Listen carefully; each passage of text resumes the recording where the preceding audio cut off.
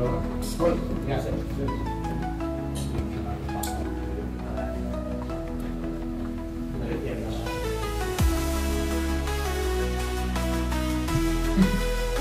kita itu masih di DPR ada tim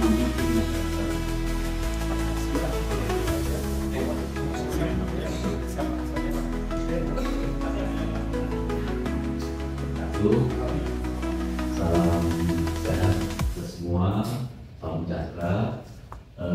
Pak Menteri UMKM yang saya banggakan, ini sesama dulu kita sama pimpinan Komisi 7 di DPR RI. Nah, ini sekarang sudah Pak Maman sudah menjadi menteri, jadi sebagian roh di komisi itu hilang. Dan terima kasih Pak Menteri telah menerima kami, telah menerima teman-teman dari Kaum Ligi, termasuk juga dari asosiasi yang 2 minggu yang lalu sudah datang juga ke DPR, sudah menyampaikan apa yang menjadi aspirasi mereka, apa yang menjadi permasalahan mereka yang rasanya memang perlu ditindaklanjuti. Mengapa saya kemudian menghadirkan teman-teman ini untuk menemui Pak Menteri UMKM? Kami adalah UMKM, anggota-anggotanya UMKM dan jumlahnya belasan ribu di seluruh Indonesia yang memang tugas dan pekerjaan utamanya adalah untuk menjadi pengepul dari minyak jelantah, baik itu dari rumah tangga, dari hotel, restoran, kafe, dan berbagai tempat lainnya. Sebagai latar belakang, beberapa bulan yang lalu ada peraturan baru Mendak yang dikeluarkan yang membatasi kemudian ekspor dari minyak jelantah karena ada kebutuhan di dalam negeri. Oleh karena ini setelah ini teman-teman adalah ekspornya, sehingga baik pengekspor maupun yang UMKM saat ini memang tidak bisa beraktivitas karena dengan pembatasan tersebut. Mengapa dibatasi? Karena memang ada masukan kepada pemerintah dalam hal ini bahwa ada kebutuhan di dalam negeri terkait minyak jelantah sehingga memang harus dibatasi. Nah, ini yang ingin kita coba bantu dari Urai dan bagian dari apa yang mereka sampaikan kepada menterinya ya. Ini menurut Bapak gitu Bapak Ibu tentang kegiatan-kegiatannya apa yang kira-kira sekarang ingin ditindaklanjuti. Bagi saya intinya saya sudah koordinasi dengan Pak Menteri UMKM, saya sudah lapor juga hasil pembicaraan kita dengan Pak Menteri Menko Pangan dan Mendak. Saya sudah bicara juga dengan Direktur Utama Pertamina. Jadi apa yang sudah kita diskusikan, saya bolehkan bolanya atau berikan dulu. Pak Menteri yang terhormat, perkenalan Pak Marimun dari PPU, Perkumpulan Penghimpun Jelantah Bersatu. Bapak Ibu, itu Perkumpulan Penghimpun Pak. Penghimpun Jelantah Bersatu. Jelantah Bersatu, dan nanti ada dua teman saya dari Asosiasi yang satu lagi karena kita ada dua asosiasi bina dari Jawa Tinggi. Terima kasih Pak Menteri. Saya walaupun belum berekspor, tapi saya hari ini senang banget karena setiap ada Pak Maman ini di televisi, saya nggak usah telepon, saya selalu ikuti. Kenapa seperti itu Pak? Saya bukan membanggakan Bapak, tapi saya coba bangga sendiri karena figur-figur seperti Bapak belum kita harus kita dukung Pak. Teman Polisi tiba-tiba kemarin mengajak kita. Jadi persiapan kita dari minggu Pak nggak sehebat mereka Pak. Mereka kan ada persentase seperti itu. Kalau kami hanya cerita Pak, karena kami adalah masih belum profil. Jadi kalau kami hanya cerita saja Pak Menteri, yang saya jelaskan pada hari ini karena jujur Pak, karena kami sudah mengalami kehilangan mata pencaharian selama 4 bulan. Kalau teman-teman yang gabung ini sebenarnya tidak pernah tertawa lagi dengan kami Pak.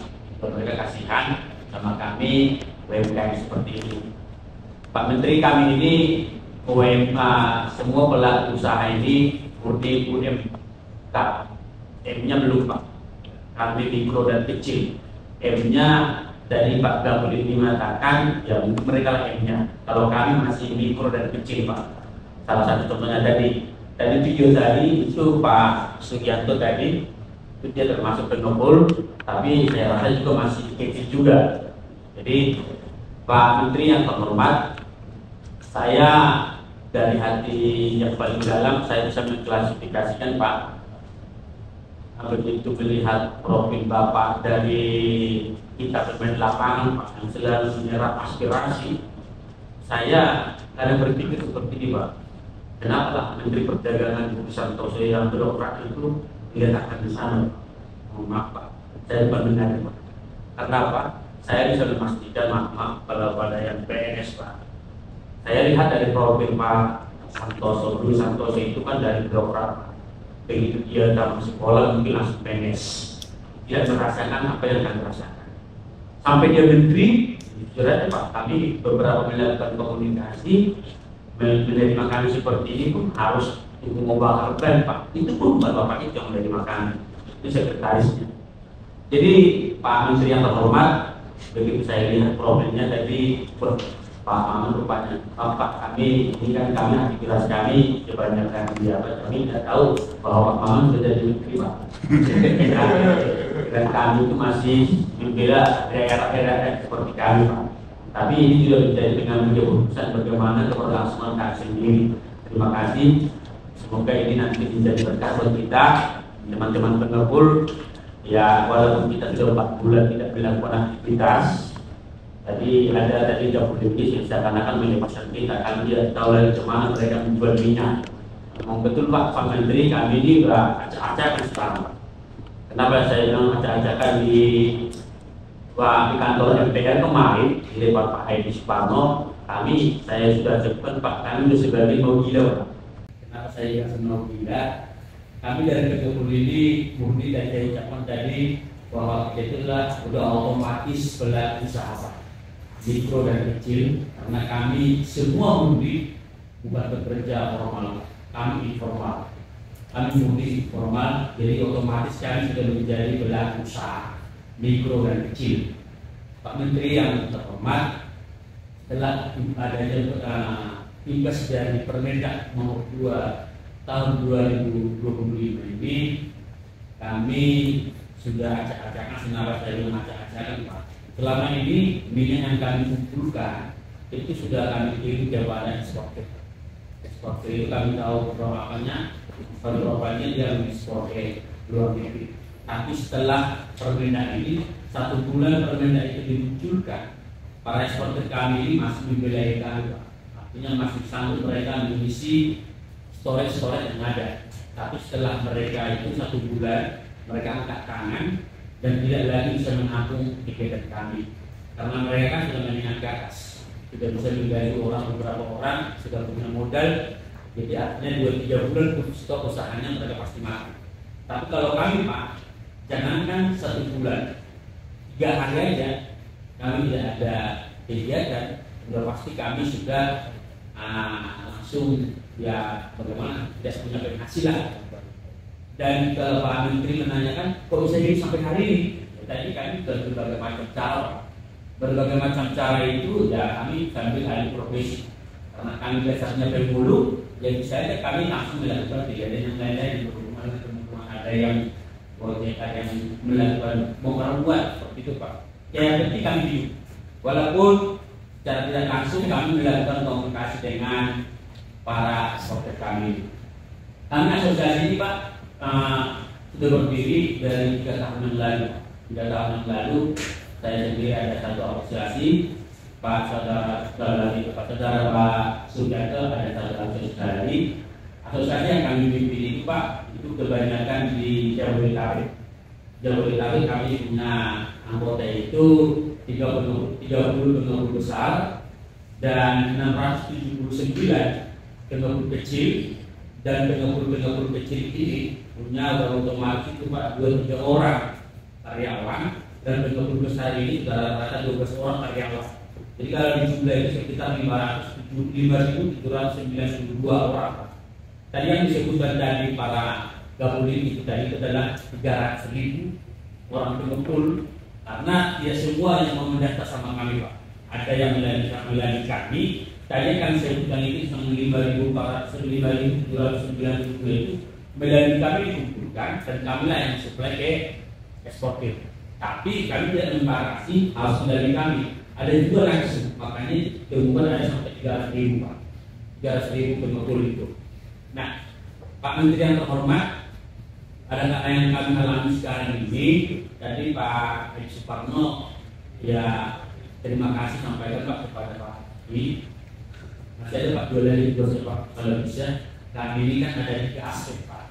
Satu aspek tenaga kerja, 2 aspek UMKM sudah dibilang Pak Menteri, satu lagi nanti Pak Kementerian Lingkungan Hidup. Kalau bisa seperti itu langsung kami ke satu Kementerian Lingkungan Hidup, kami bawa lagi. Karena jarang-jarang Pak pelaku usaha itu lah 3 kementerian. Satu lagi mungkin karena Pak tenaga kerja, mungkin Pak Menteri juga bisa merekomendasikan kami, karena Pak Dewi juga dengan lapangan juga sering menampung aspirasi orang-orang yang seperti kita. Sama juga dengan Pak Menteri Lingkungan Hidup Pak Junia. Jadi sama juga yang artinya orang yang sering menampung aspirasi. Yang kami tidak terlalu banyak lagi Pak Menteri, yang kami resahkan hari ini. Kami mau melapor kepada hidup kami, walaupun Pak secara resmi dari kami asosiasi tidak melaporkan ke kementerian ini bahwa kami sebagai itu, karena kami itu berbau dengan langsung ke daerah kami masing-masing. Ada melalui desa yang melaporkan, ada UMKM, jadi tidak secara langsung resmi dengan kami laporkan ke UMKM ini Pak. Tapi melalui hari ini fasilitasi kami Pak Menteri, mumpung kami sudah susah makan hari ini, kalau ada bantuan lalu, karena selama ini Pak kami nggak lepas, kami nggak mau makan gratis Pak, kami nggak mau bantuan apa-apa, kami hanya dibantu cukup juga store. Itu Pak, kami sudah pernah mencoba minta pinjam ke BRI dengan membawa nama pengepul jelantah. Saya sendiri Pak tertawa Pak. Emang masih ada? Emang ada pengepul jelantah? Jadi karena itu Pak, itu mereka tidak, ya karena sistem belum Pak, belum. Ditanya sama kami KLB mana itu? Karena KLB Pak, kami nggak kepikiran ke sana Pak. Jadi memang saya bilang satu lagi Pak, kalau ada binaan. Kami ini Pak kadang kejar-kejar. Kenapa saya bilang kejar-kejar? Kemarin hari raya, pas hari raya itu Bapak ini, karena gini Pak, berkebun jelantah kita ini Pak, kita ini sering dikaitkan dengan B3. Nah, kenapa saya bilang B3? Selalu asal ada tempat kita itu dikunjungi oleh oknum sih Pak, oknumnya. Ya selalu mengatakan ini kamu ini tidak izin B3. Padahal kita kan Pak UMK menengah punya perusahaan juga, kita tidak tahu kalau ada berapa orang. Kita ini dimandu semua Pak. Kenapa saya tekankan tadi? Kalau Pak Menteri mengizinkan kami binaannya, bahwa kami adalah UMKM yang resmi dan dijaga, begitu nanti ada kami bahwa kita adalah bukan ilegal walaupun tak ada perusahaan resmi. Permintaan kita Pak. Jadi saat seperti itu kami juga sebagai Kementerian Lingkungan Hidup, karena saya juga pernah bekerja punya perusahaan yang di Batu 3, saya dengan ahlinya sudah berdebat Pak. Jadi kalau pasti ada kok yang bisa jadi informasi. Sebelumnya saya minta maaf ya, apabila nanti dalamnya saya Mas Kota ya, maaf Pak. Kita pemulu itu udah bahasa istilah terkait kali Pak. Sebenarnya kita belum pemulu.